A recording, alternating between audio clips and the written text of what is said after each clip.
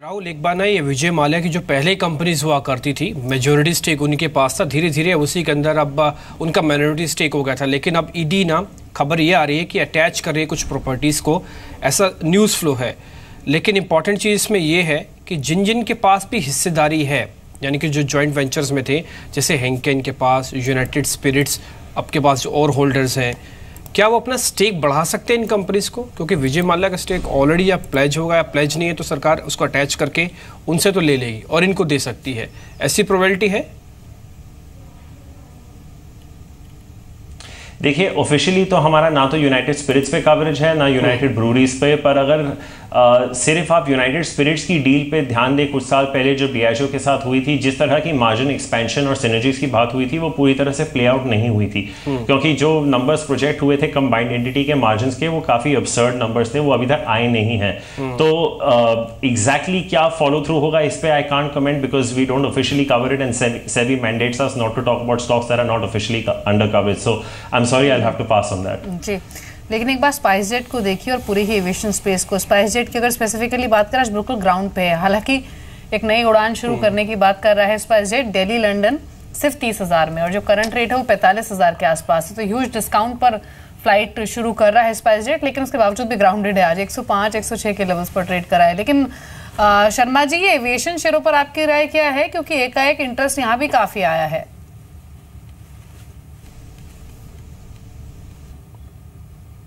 देखिए, एविएशन का मेरा मानना यही है कि ये सेक्टर जो अभी तक जिसको समझा जा रहा था कि रिटर्न नहीं देगा, और क्योंकि पेट्रोल के प्राइसेस या एटीएफ जो एविएशन टर्बाइन फ्यूल हैं, उनके प्राइसेस का आप अनुपात नहीं लगा सकते थे, तो मेरे ख्याल से अब उनके अंदर एक सर्टेनिटी आ रही है।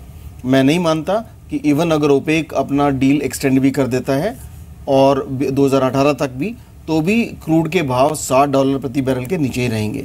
इसमें आप जोड़ दीजिए इस बात को लेके कि भारत चाहता है कि 2030 तक वो सभी कारें बैटरी ऑपरेटेड ही करें, इलेक्ट्रॉनिक, तो उस वजह से हमारी फ्यूल की रिक्वायरमेंट कहाँ रहेगी, हमारी डिपेंडेंसी नहीं रहेगी।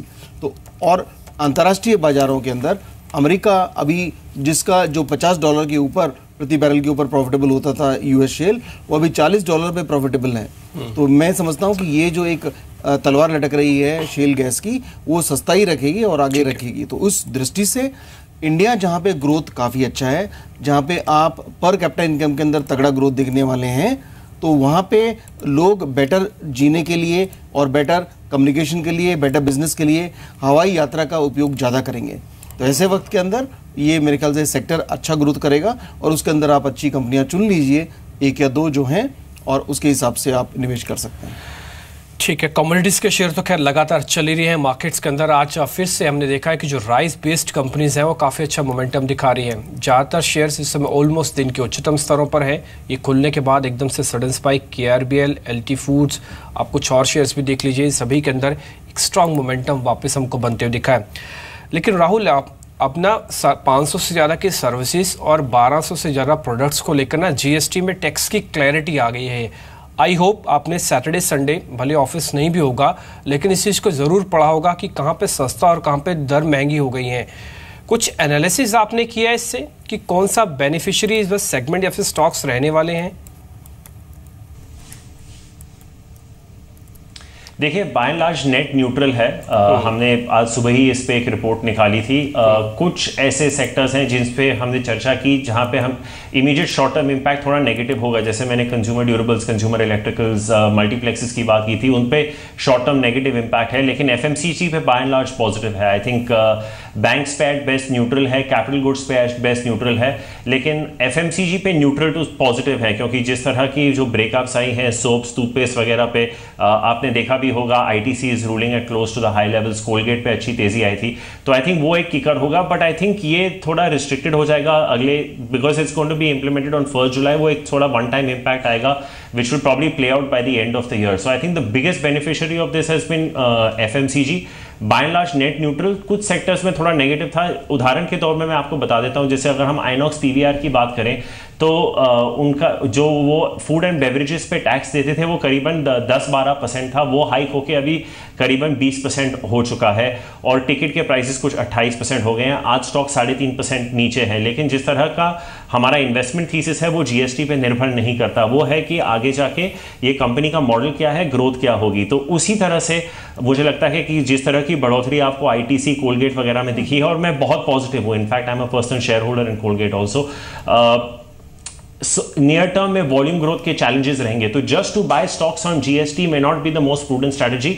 आई think by and large it's net neutral, negative for some of the sectors that I had mentioned and most positive according to us for FMCG. वैसे भी टिकट्स के अगर रेट्स बढ़ेंगे, अंदर खाना महंगा होगा, तो जो जाए जिनको मूवीज देखनी है वो देखेंगे, उससे बहुत ज्यादा इम्पैक्ट आएगा नहीं, क्योंकि ये पर्सनल चॉइस पे डिपेंड करता है। बट जो बात राहुल ने कही वो सही है। राहुल, अभी आपने थोड़ी देर पहले फार्मा स्टॉक्स की बात की थी, लेकिन एक व्यू आपका आईटी शेयर्स पर भी चाहिए, स्पेशली टीसीएस पर, क्योंकि ये एक ऐसा स्टॉक रहा है पिछले पूरे हफ्ते जो कि पूरी पॉकेट में आउट परफॉर्मर रहा है। वो रुझान आज भी है और अब ज्यादातर एक्सपर्ट्स ये कह रहे हैं कि इन स्टॉक्स में बॉटम प्ले हो सकता है। आप कहीं बॉटम प्ले कर रहे हैं क्या आईटी में, और स्पेशली टीसीएस पर व्यू क्या है? देखिए, पिछले ओवर क्लोज टू 2.5 years हमारा सेल कॉल रहा है। हमारे हेड ऑफ रिसर्च गिरीश पाय जो हैं, उनका एक बहुत ही बेहतरीन कॉल रहा है कि उन्होंने 2 साल पहले लिखा था कि FY18 तक ग्रोथ 3 से 5% के बीच में आ जाएगी, और उस तरह से काफ़ी हद तक ये कॉल पैन आउट भी हुआ है। हमारा कॉल अभी भी नेगेटिव है आईटी पे, क्योंकि हमें नहीं लगता है कि ग्रोथ रिवाइव होगी। जो आईटी पे बाय आर्ग्यूमेंट बना रहे हैं वो उस बेसिस पे बना रहे हैं कि valuations have corrected substantially and there is a very high cash component on the books. तो उस बेसिस पे आपका या तो डिविडेंड बढ़ेगा या तो बायबैक्स होंगे। I don't think that's reason enough to buy the companies, because अगर आप 14-15 टाइम का भी मल्टीपल दे रहे हैं और अगर आपको 5 से 6% की ग्रोथ से ज़्यादा नहीं मिलने वाला, तो I don't see why you should be invested in these companies in the first place. The other very bad way to play IT is because of rupee appreciation and depreciation. अगर rupee goes one way, you sell the stocks. If it goes the other way, you buy.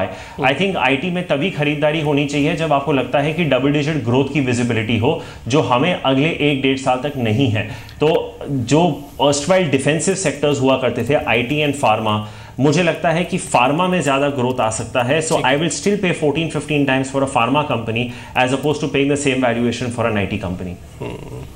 अच्छा sign है, ये अच्छी बात आपने बोली है कि अभी थोड़ा बहुत फार्मा में वैल्यूएशन, ये बात हम थोड़ी देर पहले आपके साथ भी कर रहे थे दीपाली, कि यहाँ पे इसलिए इन्वेस्टर्स आ जाएंगे क्योंकि इनको वैल्यूएशन और ग्रोथ का प्रोस्पेक्ट्स थोड़ा सा क्लीन दिख रहा है। अच्छा शर्मा जी, हुडको अभी लिस्ट हुआ है, और इसके अलावा आप एक और शेयर देखिए NBCC। अगर इन दोनों में ही मेरे को एक प्ले थोड़ा देखना होगा तो कौन सा शेयर होगा?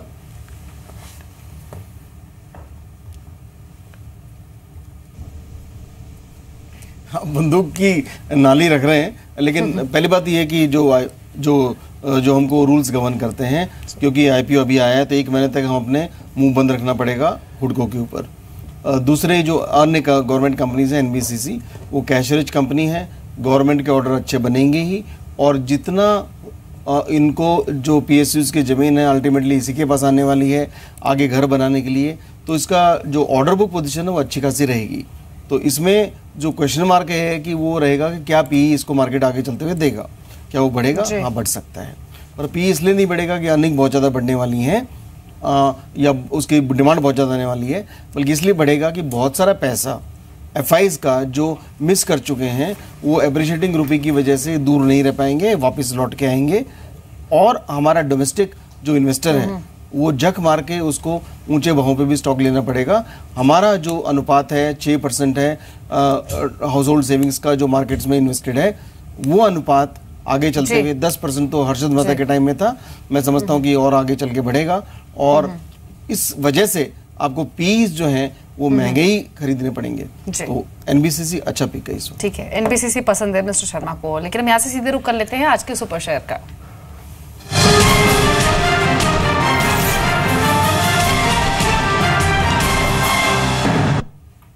बताइए अंचल।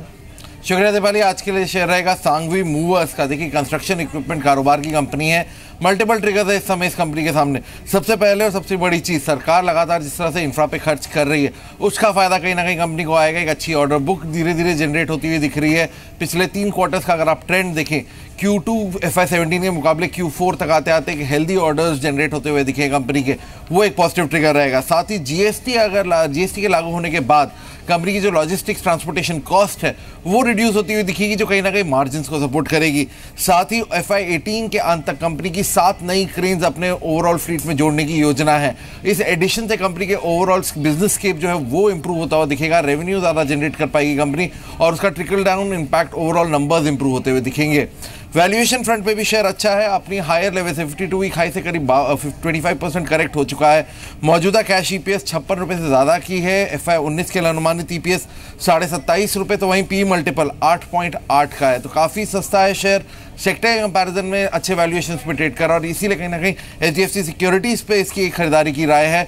325 तक के टारगेट इस पे आते हुए दिख सकते हैं। ठीक है, 325 तक के टारगेट है, इस पे आप ध्यान रखें। और सांघी मूवर्स इस समय करीब 5-5.5 रुपये की मजबूती के साथ ट्रेड करता हुआ। शुक्रिया अंचल, ये सुपर शेयर बताने के लिए। पोजिशनल कॉल्स होती हैं जिस पे आप पर नज़र रख सकते हैं। लेकिन राहुल, इस बीच अगर मेरे को कोई मानसून प्ले देखना हो तो क्या उसको कोई रिपोर्ट है? उस पर कुछ चुनिंदा शेयर्स हैं आपके पास जिसमें को सिर्फ मानसून प्ले देखना है इस समय? देखिए, tractor stories would be the best to play then हमारे हिसाब से। स्टॉक्स लाइक Swaraj engines and BST tillers, franchise बहुत ही स्ट्रांग है। स्वराज में अगर हमारे नंबर्स पे चलें तो करीबन 18 से 20% का टॉप लाइन ग्रोथ अगले 2 साल में आना चाहिए।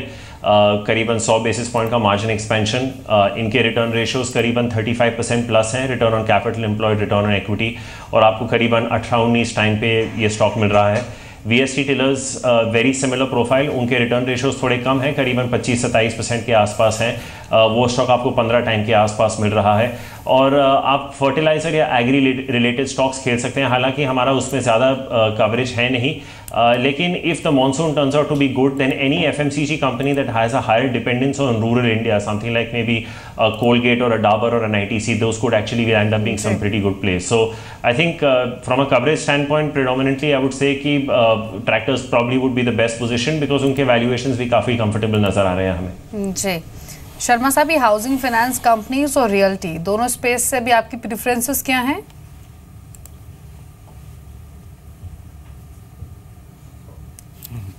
जी, रियल्टी को से मैं दूर रहता हूँ और मेरा अपना मानना है कि अपने इन्वेस्टर को एक घर खुद के लिए, एक घर प्रॉब्ली पेरेंट्स के लिए, तीसरे घर की आवश्यकता नहीं है। इनसे दूर रहें। जो पैसा लगाना इक्विटी में लगाएं, इंडेक्स आपको बेहतर रिटर्न देगा। रियल एस्टेट भी दे सकते हैं, पर मैं ये कहना चाहूँगा कि इस वक्त जो निवेशक है वो ज़्यादातर उन कंज्यूमर्स के ऊपर और इस थीम को आगे प्ले करने के लिए वो ये प्ले है कि घर तो बनेंगे, तो उस घर को यूज़ करने के लिए पेंट इस्तेमाल होगा और आपका इस्तेमाल होगा फाइनेंस। तो वो हाउसिंग फाइनेंस कंपनीज जो नीचे तबके को लोन देती हैं, 20 से 25 लाख वाले लोन या उससे छोटे के अंदर, मेरा मानना है कि वहाँ पे आप पाएंगे कि आपके NPAs खराब नहीं होंगे, आपके एसेट्स अच्छे रहेंगे और ग्रोथ भी अच्छा आएगा। तो मैं नाम नहीं ले रहा स्टॉक का, इस वक्त आप उस सेगमेंट में से एक स्टॉक चुन सकते हैं। और पेंट इंडस्ट्री में ऐसा स्टॉक आप देख लीजिए जो 20 साल से जिसके अच्छे ट्रैक रिकॉर्ड हो, और आप पाएंगे कि दोनों ही कुछ भी कंपनी चुनेंगे जिसका 20 से 25 साल का ट्रैक रिकॉर्ड हो, वहाँ पे रिटर्न्स आपको सालाना आपको 30-40% के हिसाब से मिलते हुए दिखाई देंगे। आप कोई भी चुन सकते हैं, उसमें कोई आपको बहुत ज़्यादा रिसर्च की आवश्यकता नहीं है। ठीक है शर्मा जी, शुक्रिया। जो आपने रियल एस्टेट में बात बोली, अगर सब लोग वैसे मान जा रहे हो तो सबके पास घर हो जाएगा, सिर्फ एक अपने लिए और अपने पेरेंट्स के लिए बस। इसके अलावा फिर तो किसी में घर की कोई दिक्कत ही नहीं रहने वाली है। राहुल, शुक्रिया आपका भी, आज आपने काफ़ी अच्छी बात बताई और हमको ये भी समझाया कि आगे चल के आपको जो अगर आप मानसून खेलना चाहते हो उसमें ट्रैक्टर डिवीज़न ज़्यादा स्पेसिफिकली आपको अच्छा प्ले देगा।